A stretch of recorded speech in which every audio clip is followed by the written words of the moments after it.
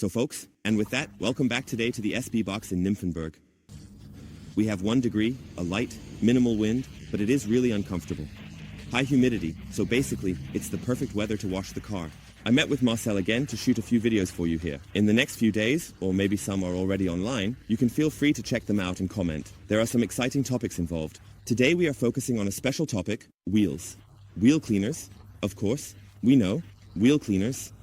However, he has wheels on his Leon that truly belong to the category where one would say, the wheel devil designed them. Because it feels like a block, due to the gaps and narrow spots, you hardly have a chance to get in between. That's why he got a camping Guardz wheel brush, and this time we will focus specifically on the small variant. We want to show the difference a bit between the large and the small variant. What are the measurements? We won't measure. We will test it directly on the vehicle. You will also see a nice difference. So, Marcel, take another puff and then we'll get started. And while Marcel is still clouding his lungs here, let's go over to the vehicle and take a look at the wheels. At first glance, well, actually unremarkable. Look over at main there, you have more gaps and tight spots.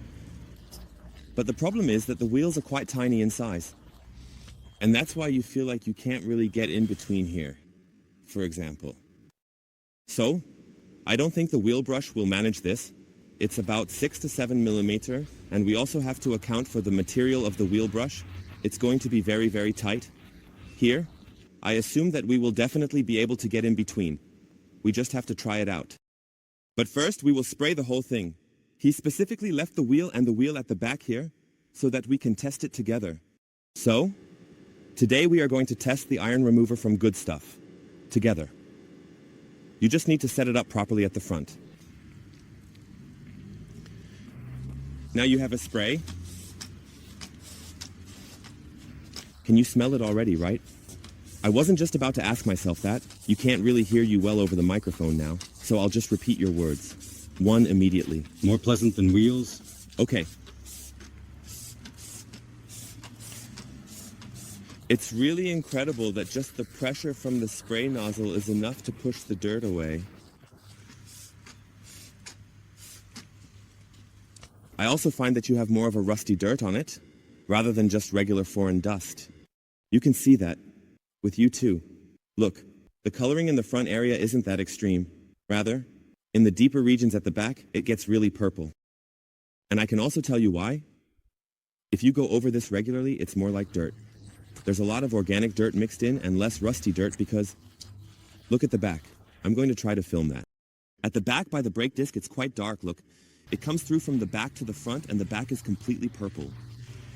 And do you know why? Because you've always had a hard time getting in there with your wheel brush. It has all accumulated. Look, it's really pushing out. It's running out from the inside to the front. You can see it here too. Look.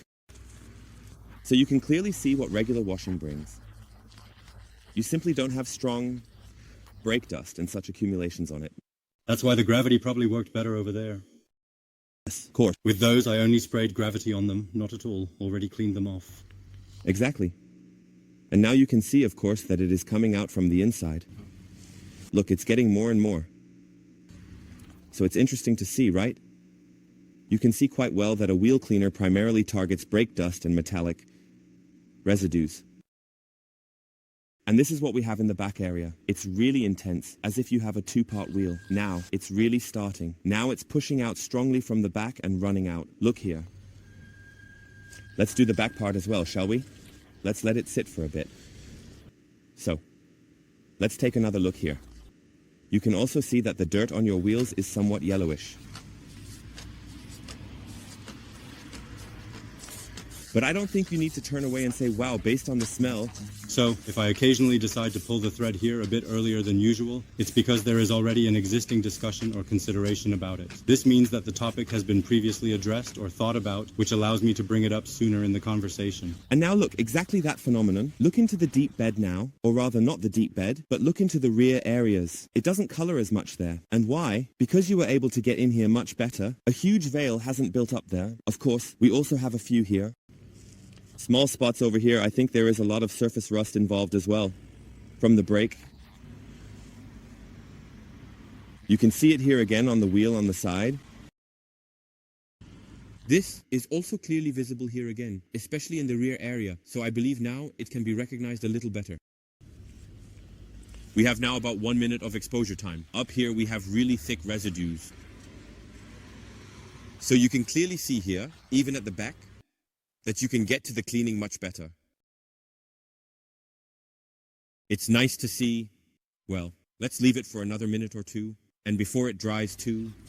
Here, for example, you have a spot where it's getting a bit drier. You're from the spraying, because I'm over here on the right side. Spray a little bit in from the side again. Yes, exactly. Look, boom. All done. Put it back together completely. This is also important in the months now here in winter. Now let's take a look up front. Okay, now it has eaten its way through the dirt. And now everything is completely red. And here you have a spot. That's because I was just right next to you. Spray here again. But wow, look, please spray directly on it.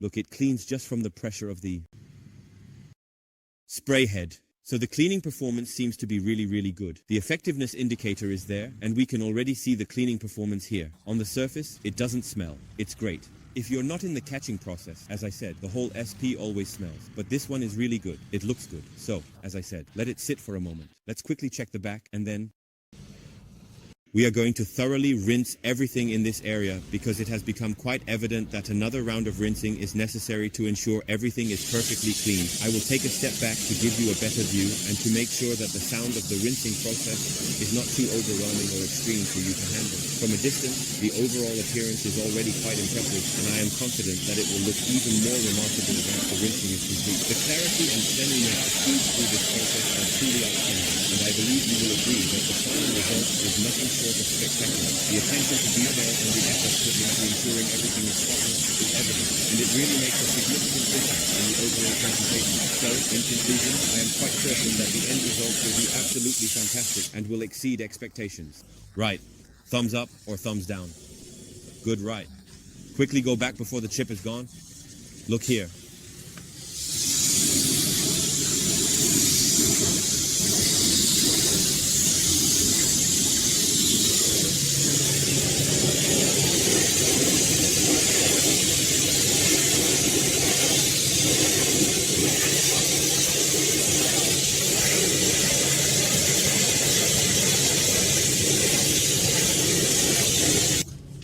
Now here comes the hand test. Now pay attention. I'm going to go in here. And that's why we need, look, but it's working. So that's not much, right? You can get that off with a brush. It's not a lot. So, very, very nice. And now we come to the topic of brushes. Let's take a look at that. We have 3 rim brushes with us, one of which is LICARGO, and then we have the other one, exactly. The small one, exactly, and the big one. Give it a try. Start with the big one first, because you said that it doesn't work. I can already see that it doesn't work. No. So that's exactly. But you get through, but of course, this is also the worst strain for up here. This is also due to the fact that the sign is simply wider. You need to measure that as well, which is why we have written down all the dimensions in our rim table, which I will link again below, and you really need to measure. It won't do you any good if you get through here and can't move it. First, take the LICARGO. You can't get through because of the thickness? You can see it nicely again now. No, it doesn't work. At the saddle, it's impossible with everything, because here you can forget it. You need to pull it forward. So, the small one has a narrower shield. This would really be for your rims, and that's why I always say, when you're looking for a rim brush, folks, check the measurements. Try to measure a bit of the width, and then take a look at our table. This is not about showing that this is the best wheel brush, but rather that it is the best wheel brush for these rims. For this wheel variant and also the combination with the brake disc, you can easily get in the best. Then you'll really get behind it. And if you have more space, you can also use a different rim brush. For example, the larger version. That's very, very different. It's already there. You rarely get to the ship. This is the protection from the brake disc. You just have to be a little careful, but in terms of handling, it's clear that this one fits best. Even here, where there is already a bit of an obstacle in the way, it doesn't come in. If you know that you're rubbing on this sign, then you don't just go at it like a madman. But try it now on the brake caliper. Next. This is really quite an unfavorable combination with the small rims. I think it fits at the back for all of them. Come on, let's go check the back completely. So, we're just testing. You can't get past that. Try again at the top. Yeah, you can't get past that either. So you bend it back? You basically push the sign back from the back? Hey, that's not practical. Just take the really big one first. But you have to. Yes, that works. But here, the measurement is the crucial factor. The sign is indeed the size, as mentioned. It's quite long, you get very far behind, but you just have to fight your way through a bit at the beginning. You can see it nicely here now, and I'm showing it like this, unembellished. It's not about presenting this in a nice way. Let's put it this way. It would work in an emergency. But I think with the little one, you'll manage here too. Yeah. Look, you just pushed it through and not at all. It slides right in. That's how it should be. Look, are you coming at all? Give it a try. Exactly, one down. Look, perfect. So for your rim, this part is just optimal.